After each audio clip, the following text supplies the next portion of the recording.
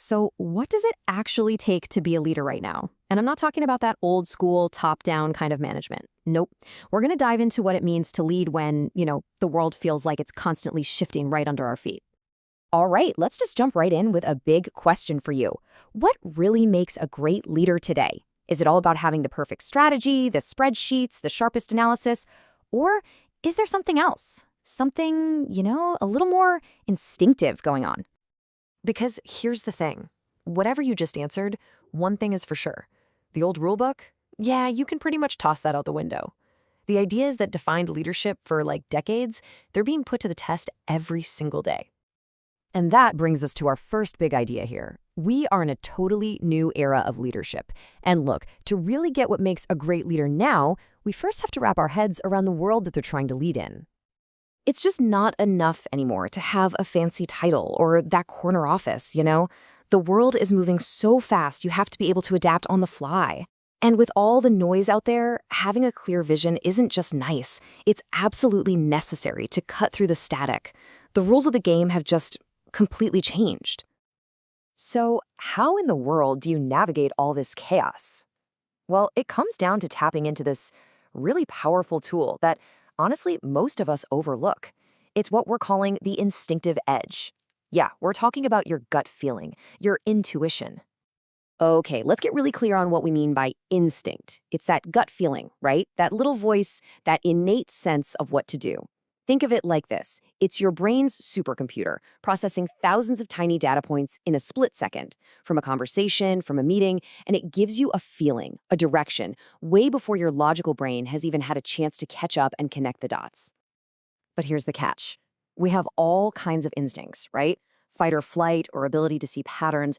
But when we're talking about modern leadership, with all the focus on teamwork and culture, there is one instinct that has become more important than all the others put together. And this is it. It's the instinct to connect with and understand other people. I mean, this is the bedrock of empathy. It's how you build real trust. It's how you create a team that's more than just a bunch of names on an org chart. It's that uncanny ability to read a room, to get a sense for morale without even asking, and to say things in a way that people actually hear. Okay, but hold on. Instinct alone is not enough. You can't just run a team or a company based on feelings. That would be chaos. And that's exactly where its essential partner comes into play, the force of intellect. And yeah, that partner is your intelligence. Your intellect is your power to sit down, think things through, to analyze, to build a strategy. It's the part of you that learns new things and applies them logically. This is how you build a budget that makes sense, design a project plan that works, and deal with all the complex, nitty-gritty stuff of business using cold, hard facts. And this breakdown here, it just lays it out so perfectly. Take a look. On one side, you've got instinct. It's fast, it's subconscious, it's all about the why. It's how you navigate people. Then on the other side, you've got intellect. Slow, conscious, deliberate. That's your how. It's how you navigate problems. See? They're not fighting each other. They're totally different tools for totally different jobs. Okay, so this brings us to what I think is the most important part of this whole thing. Real success, it's not about choosing one or the other. It's not instinct versus intellect. It's about blending them. So let's dive into the anatomy of success and see how you can combine these two incredible assets. So that really makes you wonder, right?